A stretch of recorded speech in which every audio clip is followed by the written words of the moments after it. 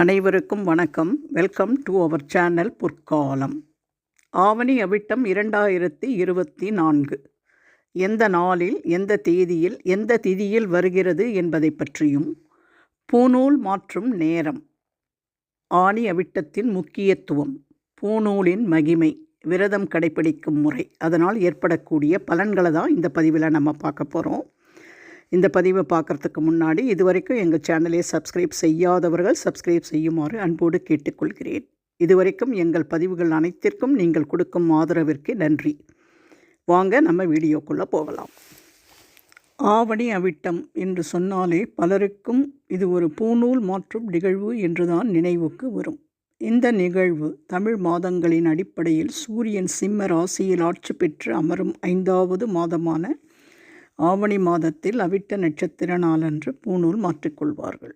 இந்த நாள் பெரும்பாலும் பௌர்ணமி என்று வரும். இந்த நாளையே ஹயக்ரீவர் ஜெயந்தி என்றும் கொண்டாடுகிறோம். இந்த ஆண்டு ஆவணி அவிட்டம் ஆகஸ்ட் 19ஆம் தேதி திங்கட்கிழமை என்று வருகிறது. ஆவணி மாதத்தின் பௌர்ணமி திதி ஆகஸ்ட் 19ஆம் தேதி அதிகாலை 3-4 மணிக்கு ஆரம்பித்து ஆகஸ்ட் 20ஆம் தேதி மதியம் 11:55 மணிக்கு முடிவடைகிறது.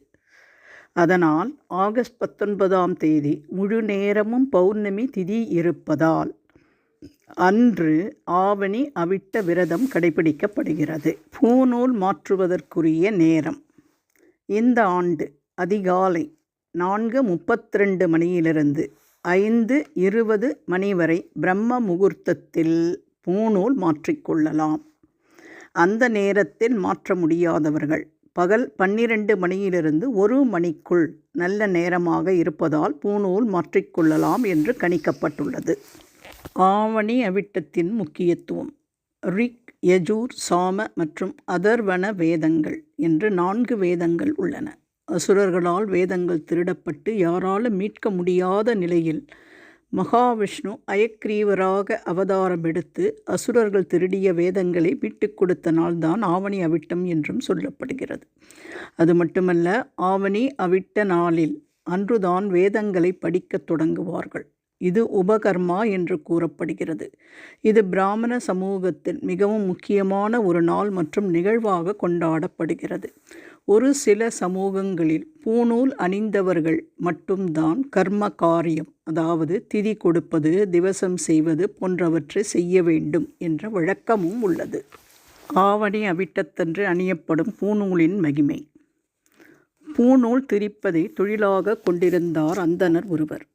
ஒரு நாள் அவரது மனைவி, நீங்கள் எப்போதும் பூநூல் திரித்தால் எப்படி குடும்பம் நடக்கும்? மன்னரிடம் சென்று ஏதாவது உதவி கேளுங்கள் என வற்புறுத்தினாள். மன்னரிடம் சென்று, நான் ஒரு பூநூல் கொண்டு வந்திருக்கிறேன், அதற்கு எடைக்கு எடை மட்டும் தங்கம் கொடுங்கள் என்று தானம் கேட்டார். தராசு தட்டில் பூநூல் ஒருபுறமும் தங்க காசு மறுபுறமும் வைக்கப்பட்டது. எத்தனை காசுகள் வைத்தும் ஈடாகவில்லை. பூநூல் இருந்த தட்டு தாழ்ந்தே இருந்தது. இதை கண்ட அமைச்சர், நாளை வாருங்கள் தருகிறோம் என்று அனுப்பினார். அந்தணருக்கு ஒரே பயம். பூநூலை வைத்து மாய மந்திரம் செய்ததாக மன்னர் நினைப்பாரோ என கலங்கினார். இந்த பயத்தில் தூக்கம் வரவில்லை. மறுநாள் வழக்கமான நியமங்களை செய்யாமல் பயத்துடன் அரண்மனைக்கு வந்தார். தராசில் பூநூல் வைக்கப்பட்டது. ஒரு காசை வைத்தவுடன் தட்டு தாழ்ந்தது. அதை பெற்றுக்கொண்டு புறப்பட்டார். இதை அறிந்த மன்னர் ஆச்சரியத்துடன், நேற்று நிறைய தங்க காசுகள் வைத்தும் தாழாத தராசு இன்று ஒரே காசுக்கு தாழ்ந்தது எப்படி என கேட்டார். மன்னா, பூநூல் புனிதமானது. அந்தணர் நேற்று அன்றாட நியமங்களை செய்துவிட்டு வந்தார். அதனால் பூநூலுக்குரிய மதிப்பு அபரிதமாக இருந்தது.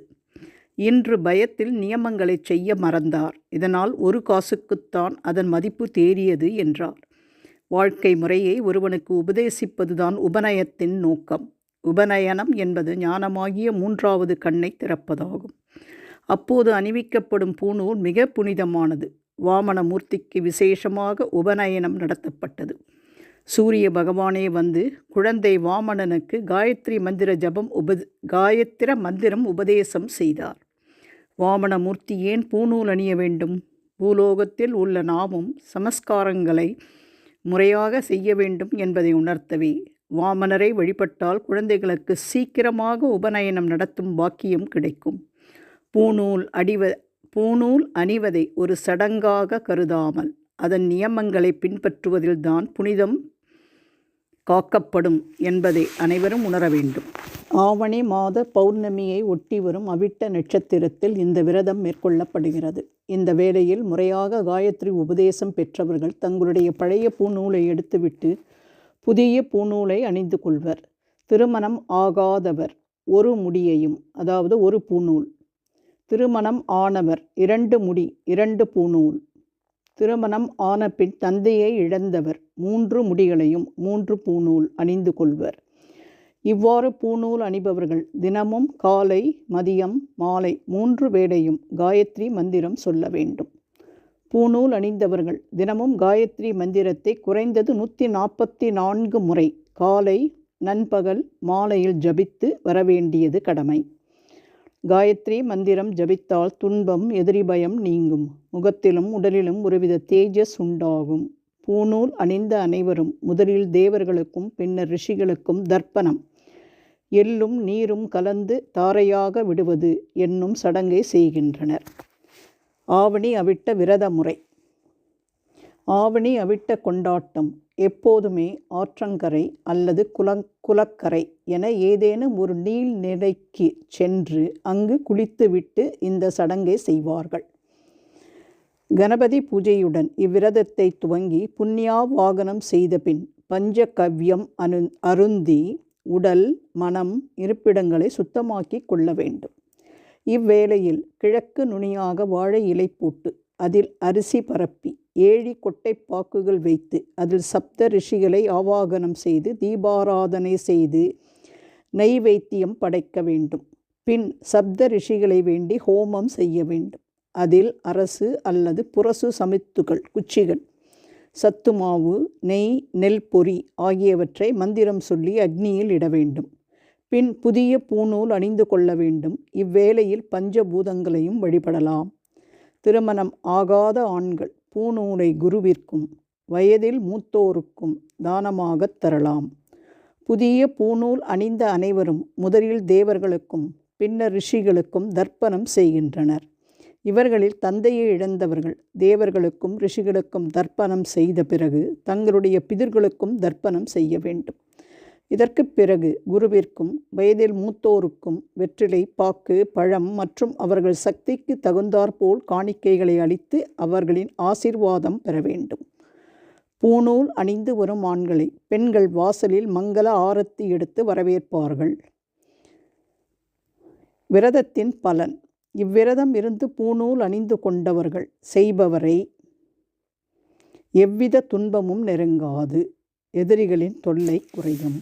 இந்த பதிவு உங்களுக்கு பயனுள்ளதாக இருந்தால் உங்கள் ஃப்ரெண்ட்ஸ் அண்ட் ரிலேட்டிவ்ஸ்க்கு மறக்காமல் ஷேர் பண்ணுங்கள். வேறு ஒரு அற்புதமான பயனுள்ள பதிவோடு உங்களை சந்திக்கும் வரை விடைபெறுகிறேன். நன்றி, வணக்கம்.